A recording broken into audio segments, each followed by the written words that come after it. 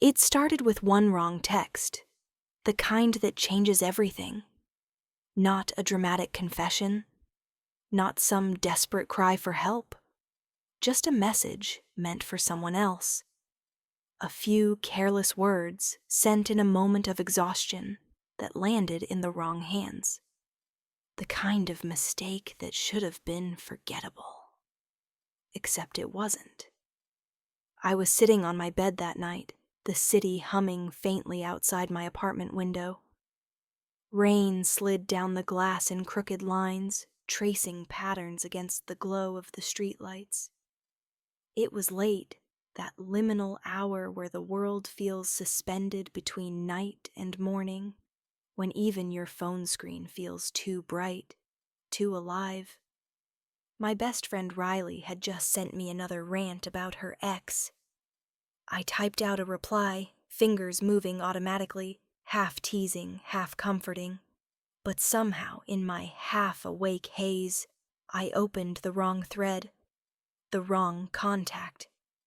I hit send, and a second later, the blood drained from my face. Because instead of Riley, the message went to an unsaved number from an old client list. A number I didn't even recognize.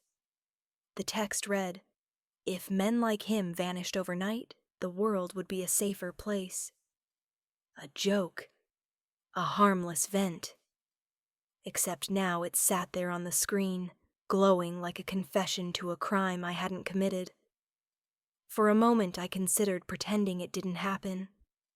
Just close the phone, go to sleep, and pray the universe would delete it by morning. But curiosity, that cruel little voice, made me look. The dots appeared. Typing. My chest tightened. Then came the reply. "Careful what you wish for." I froze. The words were cold, deliberate, the kind that didn't sound like they belonged in a normal conversation. My breath hitched, and I reread them 3 times, as if meaning might shift the longer I stared. Another message followed, seconds later. "Who is this?" Panic snapped through me. I typed fast, "Sorry, wrong number," and hit send before I could think. I expected that to be the end. It wasn't. The response came almost instantly. Wrong numbers don't usually know my name. My fingers hovered over the keyboard. I hadn't mentioned a name. I scrolled up to double-check. No, I definitely hadn't. That was the moment a small, icy voice whispered in my head, "This isn't normal." I told myself it was a prank, someone playing tough. But there was something about the tone, the precision, the confidence that made it feel different. Too composed, too intentional. I tossed the phone onto the nightstand and tried to laugh it off. But the truth was I couldn't stop thinking about it. Every vibration, every shadow outside my window made my heart jolt. Eventually, exhaustion won, and I fell asleep with my phone beside me, the faint buzz of rain still against the glass. When I woke up, the first thing I saw was a new message. "You're not as careful as you think you are, Ava." My name. He'd used my name. I sat up so fast the blanket fell to the floor. I stared at the screen, my pulse racing. How did he know who I was? The number was unlisted. I'd never shared it on social media, never connected it to anything public. Before I could type a response, another message came through. "Don't be afraid. I'm not your enemy." It felt like a lie. And yet, there was something strangely calm in his phrasing, almost protective, like a warning, not a threat. That morning at work, I tried to bury it, pretend the whole thing didn't happen. The office was buzzing, keyboards clacking, phones ringing, the bitter scent of burnt coffee in the air. I forced myself to focus on the spreadsheet in front of me, the one my manager had been nagging about since last week. But my mind was elsewhere. on that message. On him. Earth to Ava. Riley's voice cut through my fog. She leaned on my cubicle wall, holding a paper cup of coffee, and that mischievous grin she wore like armor. You look like you've seen a ghost. Bad date? Or just too many true crime podcasts again? I tried to smile. Neither. Just didn't sleep much. You? Not sleeping? That's new. She sipped her coffee and squinted at me. You're lying. You've got that look. What look? The one you get when something's either really exciting or really dangerous. And knowing you, it's probably both. I laughed it off, but the sound came out hollow. She didn't push, thankfully, but before walking away, she said, "Whatever it is, just don't let it eat you alive. You do that too often." If only she knew how right she was. At lunch, I finally broke down and texted back, "Who are you?" Minutes passed. Then, "Someone who's been watching you for a while." I dropped my fork. The words burned across my screen. My throat went dry. I typed, "That's not funny." "I'm not joking," he replied. "You should really be more careful where you walk after dark." My hand trembled. I looked around the office, the blur of co-workers, the hum of fluorescent lights, the mundanity of it all. And for a fleeting moment, it felt like I was living in two realities at once. One normal, one just beneath the surface, sharp and dangerous. That night, I double-locked my door, drew the curtains, left the TV on for noise. Still, every creak of the building made me flinch. Hours passed before another message came through. "Don't worry. If I wanted to hurt you, I would have already." That should have terrified me. And it did, but not the way I expected. Because beneath the fear, there was something else. Something I didn't want to name. A strange pull, like gravity bending towards something inevitable. I replied before I could stop myself. "Then what do you want?" For a long time, nothing. Then finally, "To meet you." My heart stopped. The words glowed on the screen, simple yet heavy, like a sentence, carved in stone. I didn't respond. Not that night. Not for 2 days. But every time I tried to delete the thread, my thumb hovered, then pulled back. Because some part of me, the reckless, curious part, needed to know more. Needed to know why. 3 days later, I was walking home from work, the evening sky turning the city glass into sheets of amber and gold. My heels clicked against the pavement as the crowds thinned, the air cooling into that faint metallic scent of oncoming rain. That's when I saw it, the black car idling across the street. Windows tinted, engine low and smooth. It had been there the night before, too. And maybe the night before that. My phone buzzed in my hand. "Don't be afraid." I stopped walking. My pulse thudded in my ears. Slowly, I turned toward the car, but before I could move, the driver's door opened. He stepped out. Tall, controlled. The kind of man whose silence carried more weight than words ever could. He didn't look like someone who belonged in my world. His suit tailored, his gaze unreadable, his presence filling the street without even trying. Our eyes met across the distance, and the city seemed to quiet around us. No traffic, no chatter, just the static hum of tension in the air. My phone buzzed again. "Now you know." I looked down at the screen, then back up. The car door shut. He was gone before I could cross the street, leaving nothing but exhaust and the lingering trace of something I couldn't define. Danger, allure, inevitability. That night, I didn't sleep. I kept replaying the image of him standing there, the way the light caught the sharp line of his jaw, the calm in his eyes, like someone used to being feared but not misunderstood. The next morning, another message. You shouldn't walk alone. This time I didn't respond, but I didn't block him either, because deep down I already knew. The man behind those words wasn't a stranger anymore. He was fate, and fate had my number. The text burned on my screen, the address glowing in the dark like a trap I already knew I'd step into. Tonight, 9 p.m., come alone. I stared at those words until they blurred. I should have deleted the message, blocked the number, pretended it never happened. But something about it felt inevitable, like the moment you stand too close to a fire, knowing you'll get burned, yet unable to move away. By 8:30, I was still pacing my apartment, heart racing in rhythm with the ticking clock. I'd changed outfits 3 times, too formal, too casual, too desperate, before settling on dark jeans, a black blouse, and my old leather jacket. Something that said I'm not scared, even if every nerve in my body screamed otherwise. The drive across town felt like crossing into another world.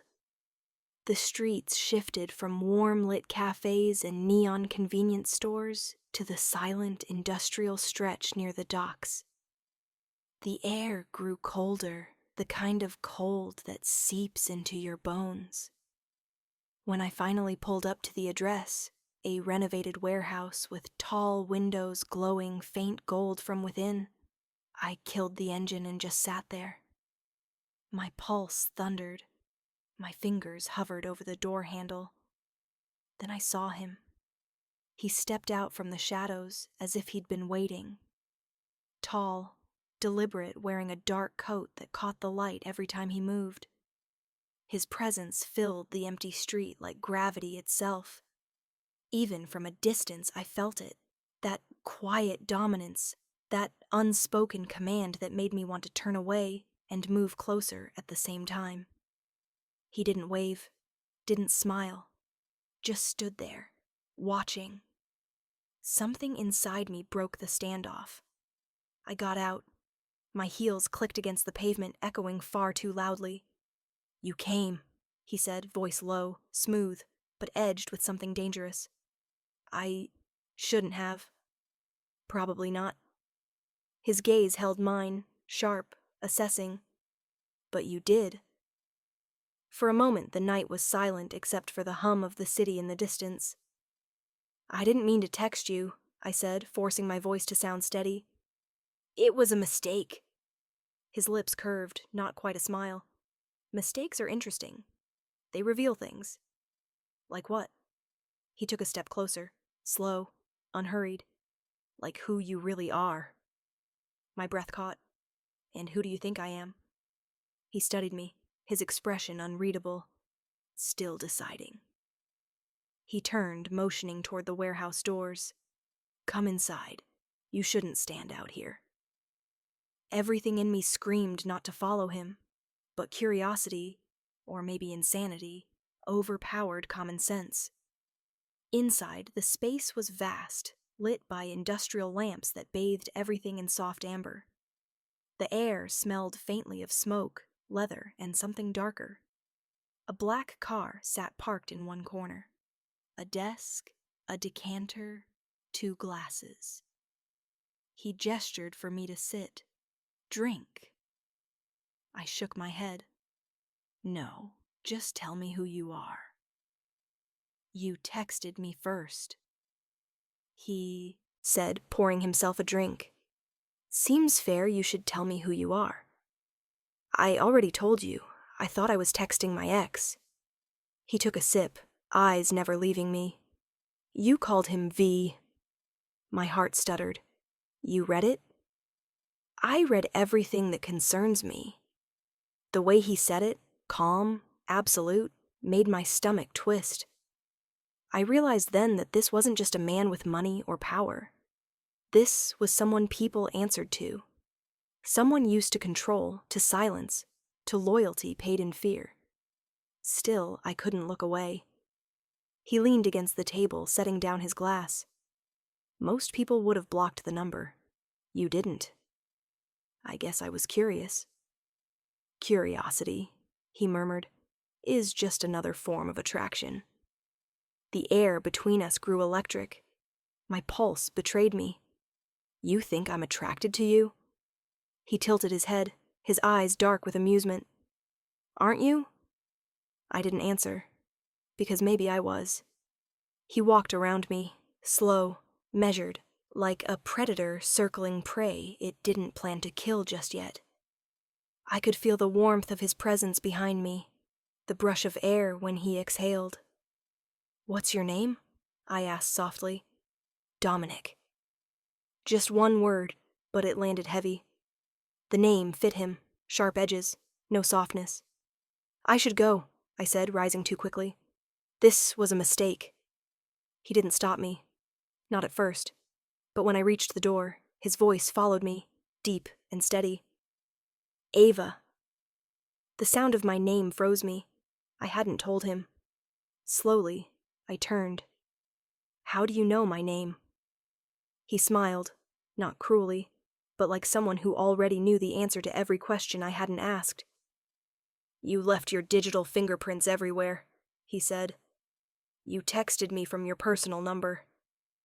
Do you think I'd invite a stranger to meet me without knowing who she is? Fear flickered through me, quick and cold. You ran a background check on me? I protected myself, he corrected. And, in a way, you. My voice dropped. What do you mean?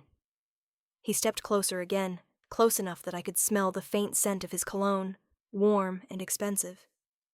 Because now that you've met me, you can't unmeet me. People notice things, ask questions, and I don't like questions. His words should have terrified me, and they did. But something else threaded through the fear, something that felt dangerously like fascination. He tilted his head, studying me. You're shaking. No, I'm not. You are. He smiled faintly. But you're still standing here. That's what makes you different. Then, just like that, the tension broke. He stepped aside, gesturing toward the door. Go home, Ava. Forget this happened. Just like that? Just like that? I hesitated. And if I don't? He looked at me for a long moment, eyes dark and unreadable. Then it means you've already made a choice. I barely remembered the drive home. My thoughts replayed every second of that encounter. His voice, his eyes, the way he said my name like it was something he owned. I hated that part of me wanted to hear it again. The city lights blurred as I parked in front of my apartment. When I stepped inside, I felt the silence wrap around me. Heavy, charged. I set my phone on the counter and stared at it, half expecting it to buzz again. It didn't. Not for hours. But just before dawn, when I'd finally drifted into a restless half-sleep, the vibration on the nightstand jolted me awake. One new message. From him. Dominic, you shouldn't have come. But I'm glad you did. My breath hitched. I typed a reply, deleted it, then typed again. Ava, who are you really? The dots appeared instantly, like he'd been waiting. Dominic, someone you shouldn't get close to. A pause, then another line appeared, slower this time, almost hesitant. Dominic, but you already are. I set the phone down, pressing a trembling hand against my chest. My heart felt like it was caught between fear and something far more dangerous, wanting. Because deep down, I already knew. The man behind those words wasn't a stranger anymore. He was fate, and fate had my number. The night I saw him like that, cold, commanding, surrounded by men who obeyed without question, something inside me shifted. It wasn't just fear. It was fascination. The kind you hate yourself for feeling. He'd told me once, "You don't belong in my world, Ava." And maybe he was right. But every time I tried to walk away, something, his voice, his presence, the memory of that one stolen look, pulled me right back in. I didn't sleep that night. I just lay in bed, staring at the ceiling, trying to replay every moment from that dinner in my head. The way they deferred to him, the unspoken threat in the room, and how, when our eyes met across that long table, he looked at me as if I were the only person there who wasn't afraid of him. By morning, the city felt different. The air sharper, the light colder. Maybe it was me. Maybe I'd changed. I got to the cafe early, pretending everything was normal. The hiss of the espresso machine, the clatter of cups, the smell of burnt sugar, usually comforting, felt distant, hollow. I smiled at customers, took their orders, but my mind was somewhere else. "Rough night?" Mia asked, leaning on the counter. She was the kind of friend who noticed everything but never pushed unless she had to. I shrugged. "Didn't sleep much?" "Let me guess," she said, smirking. "That guy again?" My heart stuttered. "What guy?" She raised an eyebrow. "The mystery texter? Don't play dumb. I saw that look you get whenever your phone buzzes." I forced a laugh, but it came out brittle. "You're imagining things." "Uh-huh." She poured milk into a pitcher, her voice casual. "Just be careful, okay? You've been somewhere else lately, like you're waiting for something bad and beautiful to happen." I wanted to tell her she wasn't wrong. That bad and beautiful described him perfectly. But instead, I just smiled. "I'll be fine." A lie. By noon, my phone vibrated in my apron pocket. One message, no name, just the same unknown number I already knew by heart. Him. "You left early last night." I froze. My pulse jumped. I typed, erased, then typed again. Me. It didn't feel like my place to stay. The reply came instantly. Him. "Everything that happens in my world touches you now, Ava. You understand that, don't you?" I swallowed hard. Around me, the cafe hummed with laughter and chatter. None of them had any idea what it felt like to read words like that, to feel their weight settle in your chest. I didn't answer, but I didn't block him either. That night, when I finally closed up, rain was falling. Thin silver threads under the streetlights. I stepped outside, phone in hand. Another text. Him. "Look across the street." My breath caught. There, parked in the shadows, was a black car. Windows tinted. Engine running.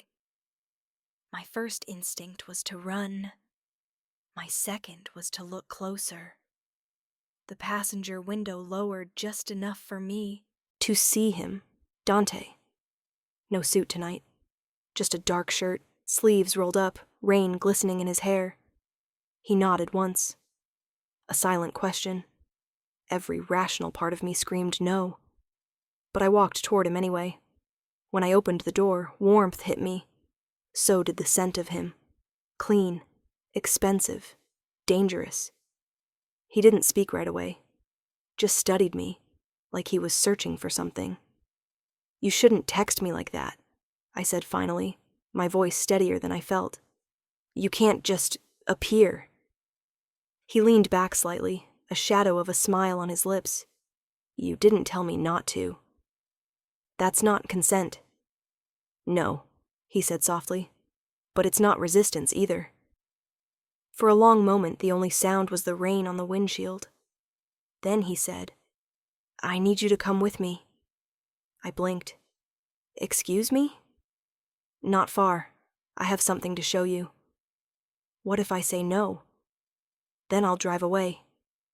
His tone was calm, but his eyes were sharp. "And you'll spend the night wondering what would have happened if you'd said yes." I hesitated. Then quietly I said, "Drive." He smiled, but it wasn't a victory grin. More like relief. We drove in silence for a while. The city blurred outside, wet light smearing into color. After 20 minutes, he turned down a road that led to the docks. "You brought me here before," I said. He nodded.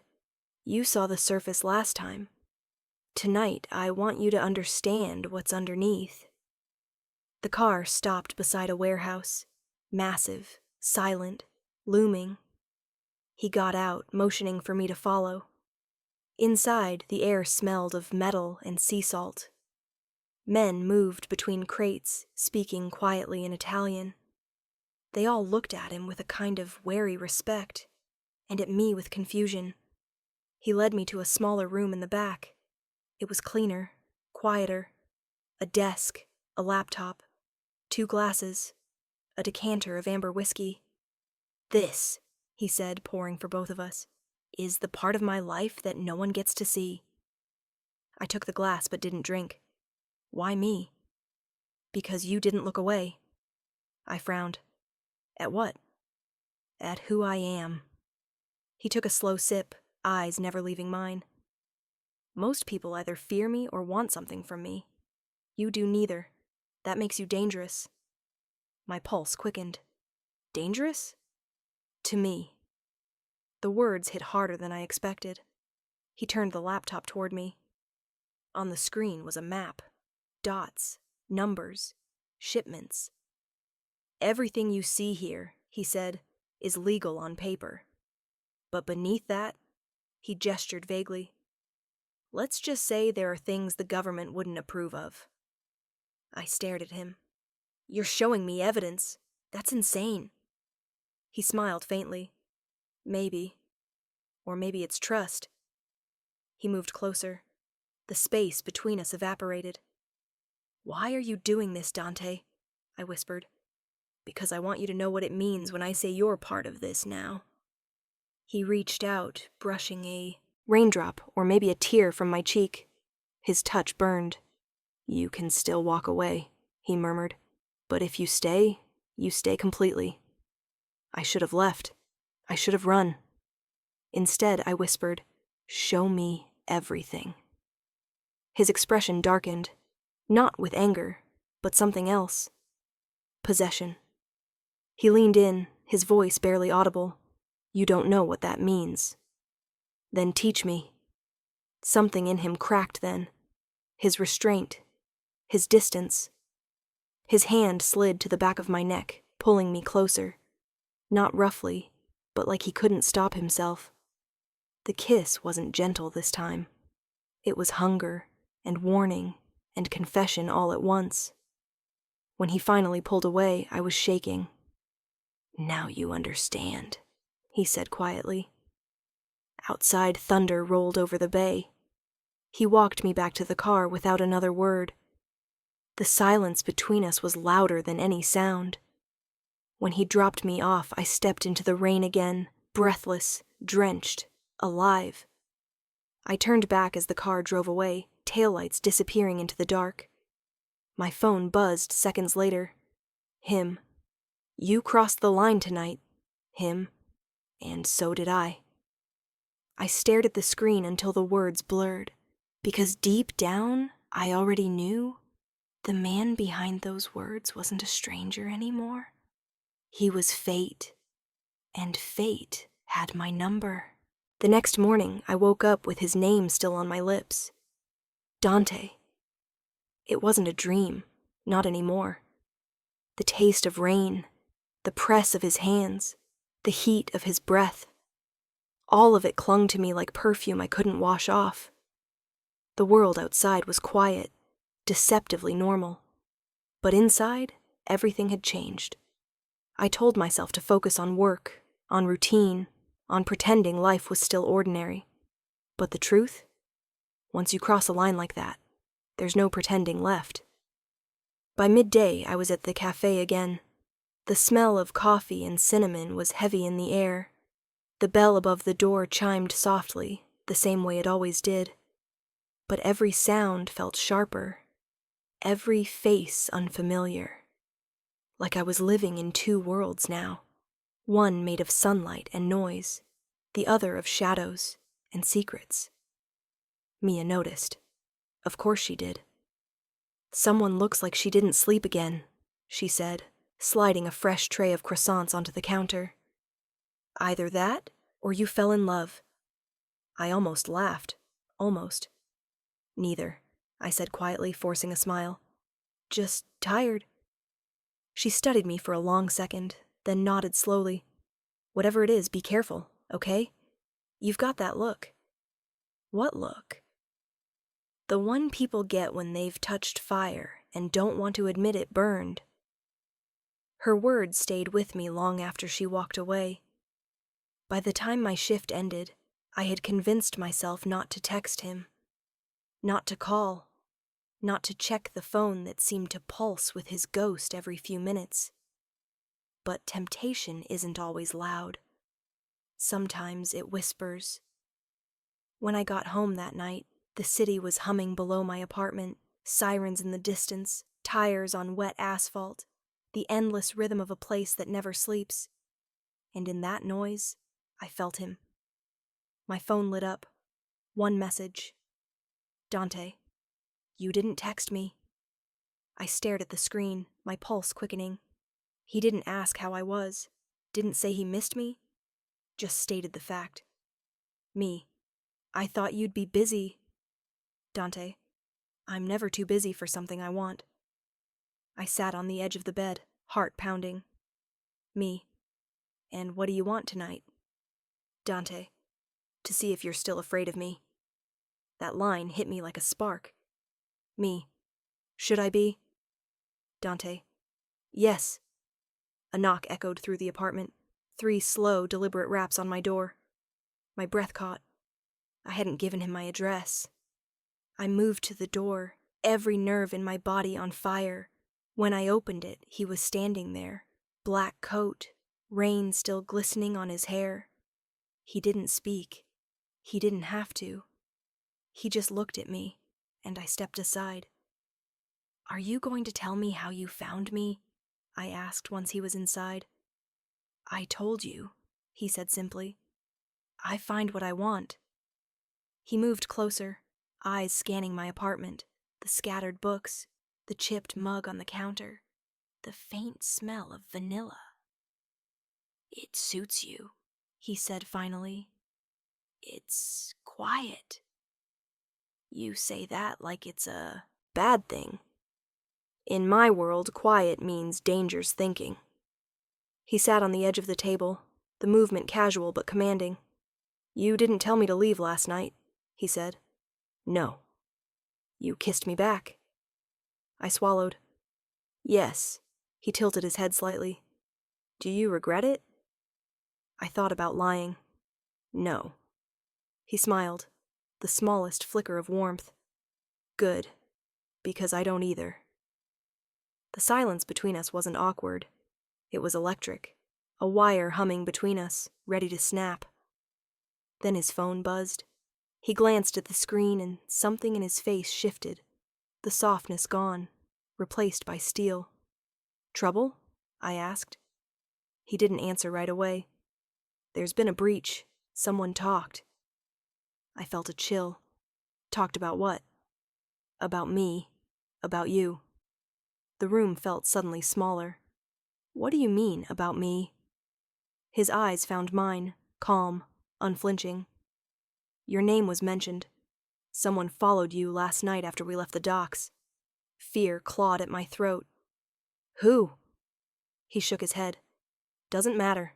They won't again." The finality in his tone told me everything I didn't want to know. I whispered, "What did you do?" His gaze softened slightly. "Protected you." I turned away, heart racing. "That's not protection, Dante. That's..." "What?" His voice was low, dangerous. "Control." He stood, closing the space between us. "I warned you, Ava. My world doesn't play by your rules." "Then why bring me into it?" I demanded. "Because you already were," he said, voice cracking slightly. "The moment you texted me, everything changed. For both of us." I wanted to hate him for saying it, but I couldn't, because I knew it was true. He took my hands, his touch rough but steady. I can keep you safe, Ava, but you have to trust me. And if I don't, then I'll let you go. For the first time, I saw something raw in him, a man torn between power and something dangerously close to love. I whispered, "You wouldn't let me go." He exhaled, eyes closing. No, probably not. He stepped back then, as if realizing how much he'd said. "I have to handle this," he said quietly. "Stay inside tonight. Lock your door. Don't answer unknown numbers." "Dante!" He was already halfway to the door. "I'll find you when it's safe." And just like that, he was gone. The silence that followed was unbearable. I locked the door, turned off the lights, and sat by the window, staring out into the city that suddenly felt hostile. Every noise made me flinch. Every passing car light felt like eyes. Hours passed. Then, headlights. A car slowing outside. I froze. My phone buzzed. Unknown. "He can't protect you forever." I dropped the phone, heart hammering. Whoever he was, they knew me. The city outside kept breathing, unaware that mine had stopped. The next morning, Dante didn't call, didn't text, nothing. I tried to go about my day, but every moment felt stretched thin with unease. At work, I caught myself staring at the door every time it opened. Mia noticed again. "You okay?" she asked softly. I nodded too fast. "Yeah, just tired." "From what?" I hesitated, then said the first thing that came to mind. "Dreams. Bad ones? The kind that feel too real." That night, I found a black envelope slipped under my door. No return address, no name, just a single folded photo inside, me, taken from across the street. The back read, "You look better when you're scared." My stomach turned cold. Before I could even think, I called him. He picked up on the first ring. "Ava." "They know where I live," I whispered. "Someone left a photo." "Don't move," he said sharply. "I'm coming." Within minutes, headlights flooded my street again, his car black and silent.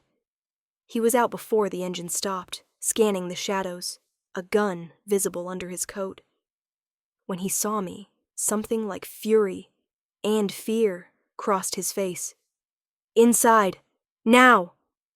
He stormed through the apartment, checking windows, corners, everything. Then he turned to me. "Pack a bag." "What?" "You're not staying here." "Where are we going?" "Somewhere no one will find you." I wanted to argue, but one look at him told me there was no point. This wasn't a request. It was a command wrapped in care. As I threw clothes into a suitcase, I could feel him watching me, protective, restless, like a predator cornered by his own emotions. When I finally stopped, breathless, I said, "Why are you doing this?" He met my eyes. "Because they're coming for me, and they'll use you to get to me." His hand brushed my arm, light, trembling. "I won't let that happen." He led me out into the night, into his world completely now, whether I was ready or not. And as the city lights vanished behind us, I realized something terrifying. I wasn't sure if I was running from danger anymore, or toward it. The night we left the city, the rain fell like it wanted to erase everything behind us. Streetlights blurred through the windshield, gold streaks bleeding into black water as Dante's car cut through the storm. Neither of us spoke. The silence felt heavier than the thunder that followed us out of town. I remember glancing at him, his jaw tight, hands steady on the wheel, eyes fixed forward. He looked calm, but I could feel the fury just beneath the surface, the kind that could split the world in two. He'd killed the headlights once we hit the hills, relying only on the occasional flash of lightning to light the narrow, winding road. Every flash revealed pieces of him, the curve of his cheekbone, the faint scar near his mouth, the kind of face carved by consequence. When he finally spoke, his voice was low, deliberate. "Someone leaked your name, Ava. They wanted you to be seen." I felt my stomach drop. Seen? By who? He didn't answer, just pressed harder on the accelerator. The city lights disappeared completely. All that remained was the hum of the engine and the rain clawing at the windows. When we reached the villa, a sprawling house built into the cliffs overlooking the sea, it was almost midnight. The air smelled like salt and electricity. Waves crashed somewhere below, hidden in the dark. Dante got out first, scanning the perimeter like a soldier. Only after he was satisfied did he open my door. "You're safe here," he said. "No one knows this place exists." Safe. The word sounded foreign now. But when I stepped inside, I understood what he meant. The interior was unlike anything I expected. Minimal, dark wood and stone, but warm. A fireplace already burned, throwing long orange shadows across the walls. The windows were glass from floor to ceiling, but the storm outside turned them into mirrors. My reflection looked like a ghost trapped in someone else's life. Dante disappeared for a while, making calls in another room. I sat near the fire, wrapped in one of the heavy wool blankets draped across the couch. Every creak of the house made me flinch. Every gust of wind felt like footsteps. When he returned, he'd changed into a black sweater and carried 2 glasses of whiskey. He handed me one, then sat across from me, not beside, but close enough that the heat between us felt deliberate. "You shouldn't have been dragged into this," he said finally. "You were never supposed to be part of it." I looked into his eyes, dark, unreadable, and realized how many times he'd said things that sounded like apologies, but weren't. "I chose to stay," I said quietly. His gaze lifted to mine. "And why is that?" "I don't know," I lied, but we both knew I did. Hours passed like minutes. He told me things that night, fragments of his life, the kind he never shared in daylight. About his brother who died young, about the betrayal that turned him into the man everyone feared. His voice changed when he spoke of it, lower, softer, like the sound of waves in the dark. "I built an empire out of anger," he said, "but it never gave me peace. Power doesn't quiet the ghosts. It feeds them." I watched the firelight flicker across his face and wondered if he was confessing or warning me. Maybe both. Outside, the storm broke just before dawn. The first light crept through the clouds, pale and cold, washing over the sea. Dante stood by the window, his silhouette sharp against the gray horizon. He looked like a man at war with something only he could see. I wanted to touch him, to tell him it was over, that we were safe. But the truth was, I didn't know if safety existed in his world. When he finally turned to me, his expression softened, almost human again. "You need rest," he said. "There's a room upstairs, second on the left." I nodded, though my body resisted moving. Sleep felt impossible. I didn't want to close my eyes, not when everything between us felt suspended in that fragile, dangerous balance. As I climbed the stairs, I could still feel his gaze on me. And I knew, no matter how far we ran, whatever hunted him would find us both eventually. The next morning I woke to silence. No traffic, no sirens, just the ocean, steady and infinite. For a moment, it almost felt like peace.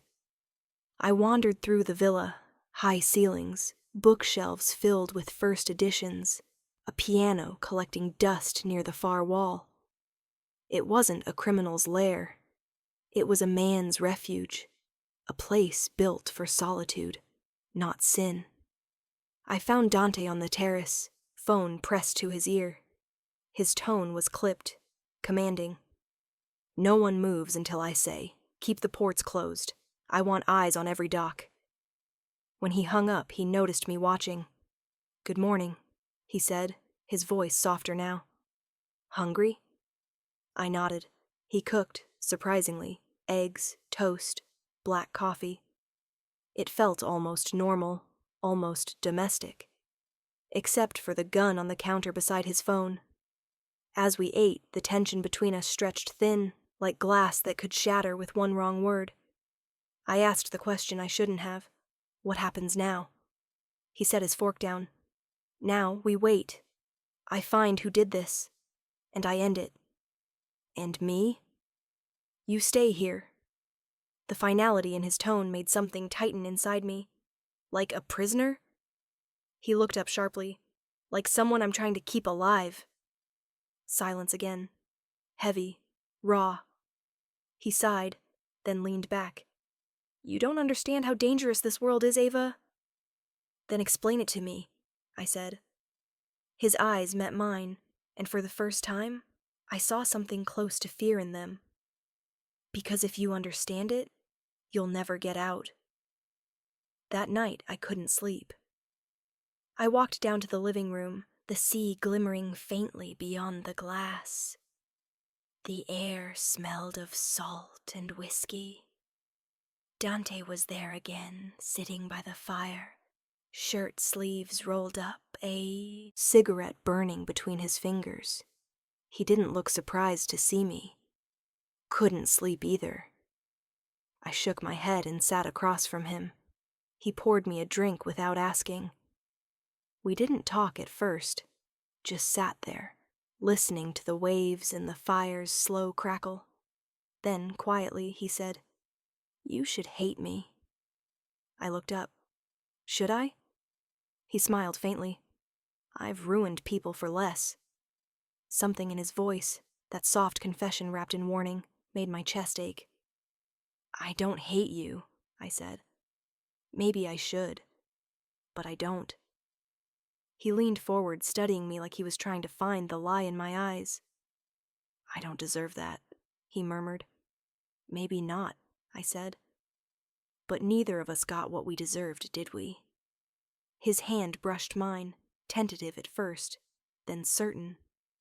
The contact felt electric, real, dangerous. When his fingers laced through mine, the world outside disappeared. For that moment, it was just us. Two people pretending the fire was enough to keep the darkness away. But peace never lasts long in Dante's world. The next morning, he was gone before sunrise. A note on the table read, "Stay inside, lock the doors. Don't answer the phone unless it's me." Hours passed. The silence grew heavier, more hostile.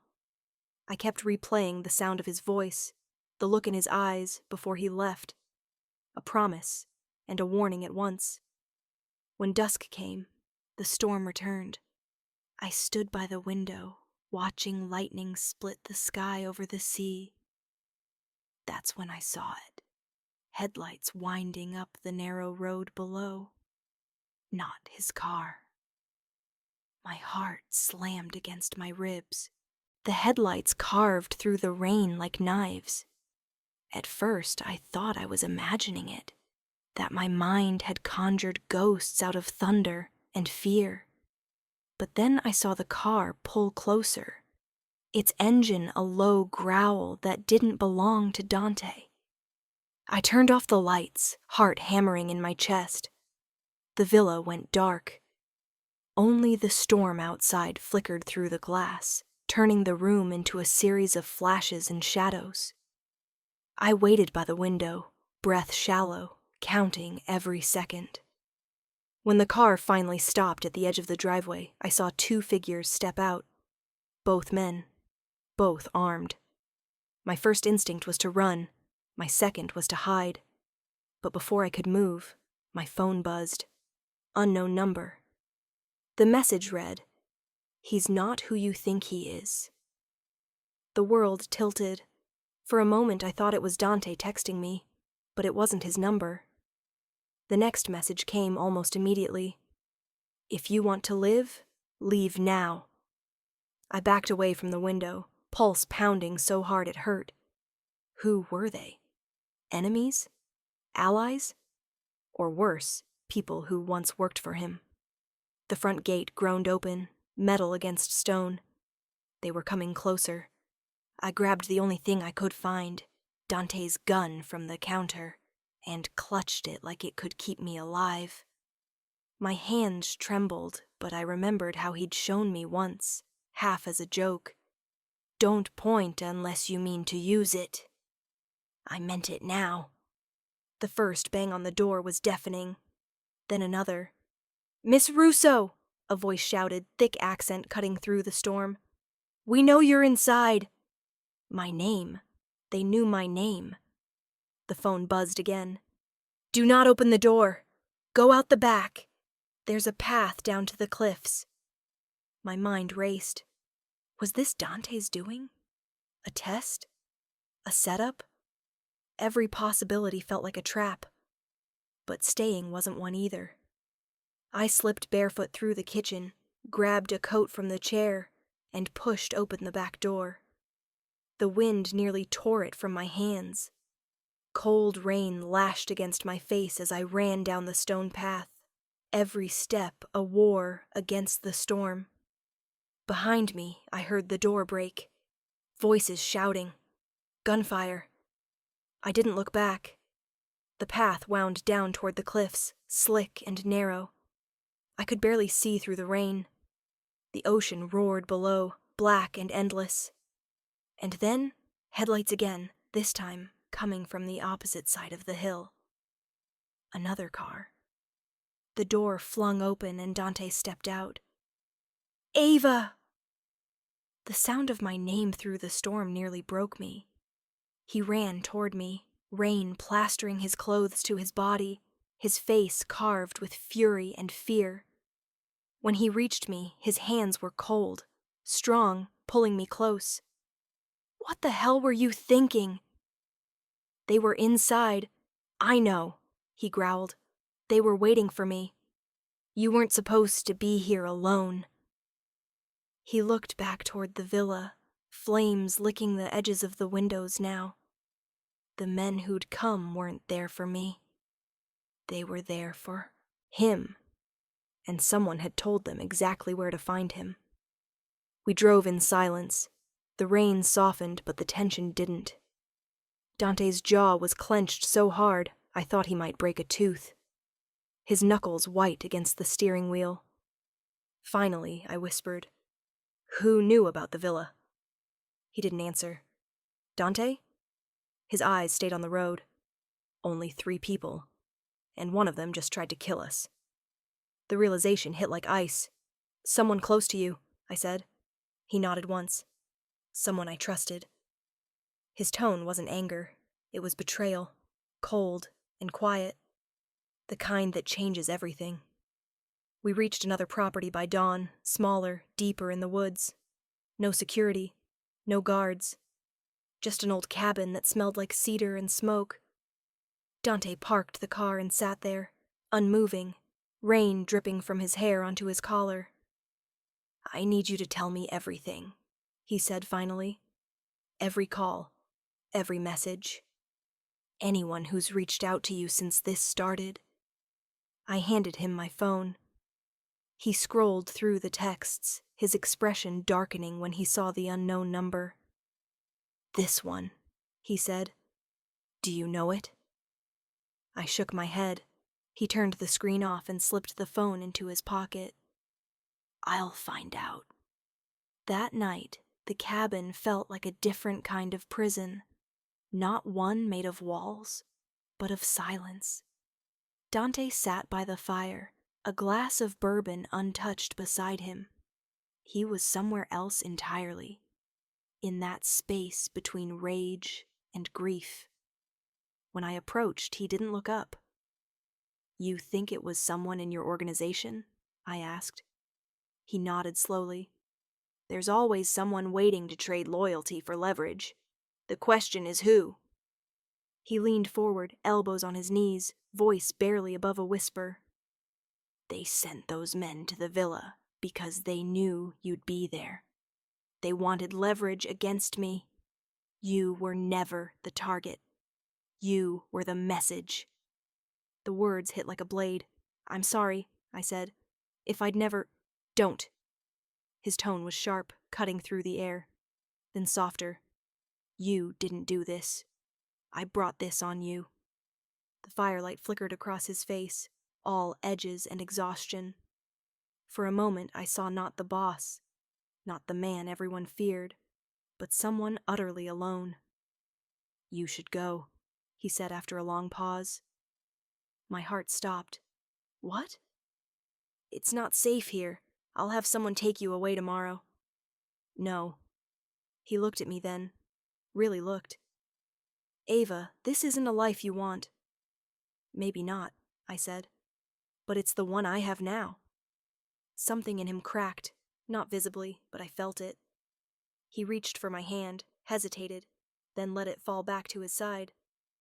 "I can't promise you anything but danger." "Then at least be honest about it." He gave a low, humorless laugh. "You're impossible." "And you're predictable," I said quietly. "You push people away once they get too close. Maybe that's why someone finally stabbed you in the back." His eyes met mine, dark, unreadable, but he didn't deny it. Later that night I woke to the sound of voices outside. Low, tense. I crept to the window and saw Dante talking to a man near the car. The man was tall, nervous. I couldn't hear the words, but I saw Dante grab him by the collar, push him against the door.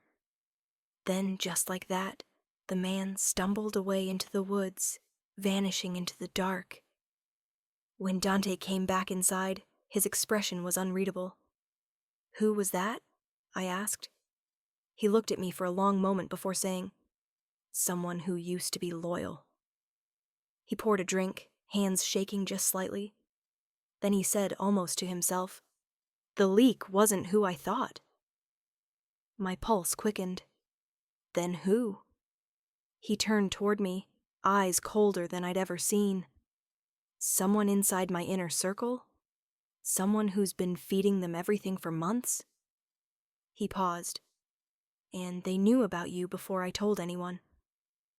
I felt the chill before I understood what he meant. "You think they were watching me?" His silence was answer enough. The next morning, Dante was gone again. No note this time. No message. Just the echo of his words and the realization that the man I trusted most had enemies everywhere. And maybe one of them was closer than either of us knew. Hours later, my phone buzzed. Unknown number again. This time, only 3 words. "He's lying to you. Rain again." Always rain. Maybe the city was trying to wash away everything. The blood, the lies, the parts of me that still believed this story could end clean. But nothing about Dante and me was ever meant to be clean. I stared at my phone, the 3 words burning into the screen. "He's lying to you." The message replayed in my mind over and over, like thunder echoing off the walls. Whoever was behind it, they knew exactly what to say to break me. And the worst part? It was working. Hours passed. The cabin felt like a waiting room for fate. Every sound outside, a branch cracking, a car in the distance, made my pulse jump. I didn't know if I was waiting for Dante or for the people who wanted him dead. When he finally returned, it was past midnight. His clothes were soaked, his hair dripping rain onto the floor. But his eyes, They were colder than I'd ever seen, like the storm had followed him inside. "Where were you?" I asked. He didn't answer. He just poured himself a drink, downed it, and poured another. "You're bleeding," I said, seeing the cut on his arm. "It's nothing. It doesn't look like nothing." He turned to me then, voice low and dangerous. "I said it's nothing, Ava." I flinched. He froze. The tension hung between us like shattered glass. Then he sighed, rubbing a hand over his face. "I didn't mean—" "Don't," I whispered. "Don't apologize if you're just going to keep shutting me out." For a moment, the only sound was the rain against the windows. Then, softly, he said, "There's something I need to tell you." I waited. He looked at me with a kind of exhaustion that felt ancient, like he'd been fighting a war inside himself for too long. "The messages you've been getting," he said, "the warnings, the threats, they weren't random." I frowned. "Then who—" "They came from someone in my network, someone I trained, someone I trusted." My breath caught. "The traitor." He nodded slowly. "But it's worse than that," he said, "because they weren't after me this time." I stared at him, not understanding. "They were after you." "Me?" He looked away. "Your leverage, Ava. The moment I let you into my world, they saw it. They knew you meant something. That's why the messages were so specific. To scare you. To separate us." "And you thought keeping secrets would fix that?" I snapped. "You thought pushing me away would make me safe?" His jaw tightened.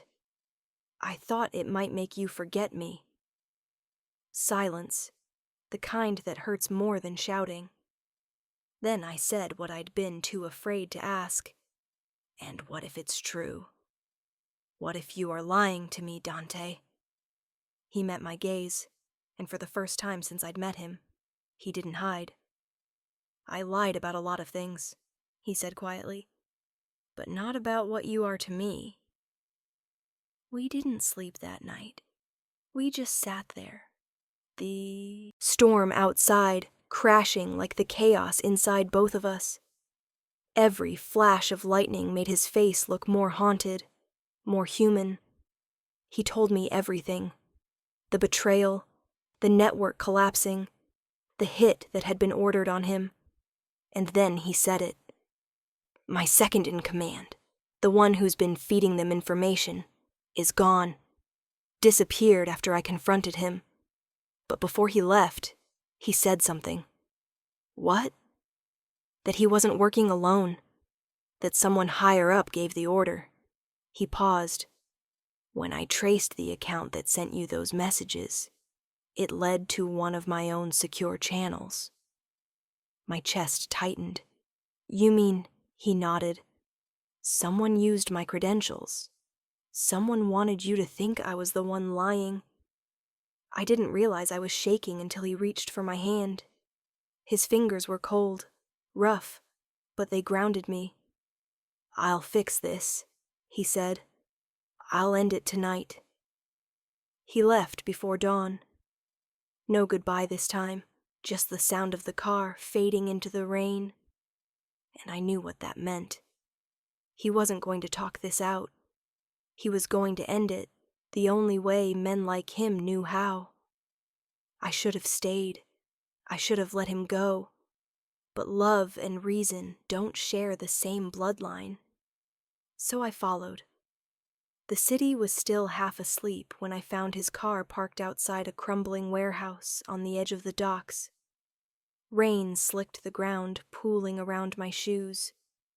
Inside, faint voices echoed, sharp, tense, and male. I crept closer. Through a gap in the door, I saw Dante, gun drawn, facing two men across a dimly lit room. One of them was Marco, his right-hand man. The one who always called me Miss Russo with a polite smile. The other was someone I didn't know. Older, cleaner, the kind of man who didn't belong in places like this. Dante's voice was low, but steady. "You sold me out," Marco sneered. "You made it easy. Falling for her, letting her into everything. You were asking for it, boss." The other man spoke, calm and cold. "Emotions make men weak, Mr. Moretti, and weak men lose their empires." I didn't think. I just pushed the door open. "Stop!" All eyes turned. Dante's face went pale. "Ava!" "Don't," I said. "I'm done watching you destroy yourself for me." Marco laughed. "Looks like she found you anyway." He raised his gun. Time slowed. I remember Dante shouting my name, the flash of light, the sound splitting through the room. But when it was over, it wasn't me who fell.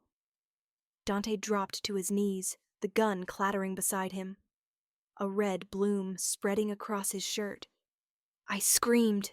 I think I screamed. But everything after that became a blur of motion. Marco tried to run. I don't know where I found the courage, but I grabbed the gun, my hands slick with rain and blood, and fired. He went down. Silence. Just the rain again. I crawled to Dante, my hands pressing against the wound. He looked up at me, eyes half-lidded, but still burning with that impossible, infuriating intensity. "Don't you dare," I whispered. "Don't you dare leave me." He gave a faint smile. "You never listened to me anyway." Blood soaked through my fingers. "Stay with me," I begged. His hand came up, brushed a strand of wet hair from my face. "You were the mistake I'd make again," he said softly. And then, nothing. The storm swallowed the sound. They found us an hour later. Sirens, flashing lights, chaos. The official report said a criminal empire collapsed that night. But they didn't mention the woman who sat in the rain, holding the man who'd destroyed and saved her all at once. A week later, I got another message. Same unknown number. No words this time, just a photo. It was Dante, standing in the shadows of some distant street, alive, watching. Maybe he faked it. Maybe he wanted me to think he died so I'd finally walk away. But every time the phone buzzes, my heart stops, just for a second, wondering if it's him again. Because for all the lies, for all the danger, for everything that should have broken us, some connections don't end. They just change shape. And as I stood by the window that night, rain streaking down the glass, I whispered into the dark. Because deep down, I already knew. The man behind those words wasn't a stranger anymore. He was fate, and fate had my number. If you liked this story, please comment below to motivate me for the next one. And don't forget to subscribe to Mara's Betrayal for more stories like this.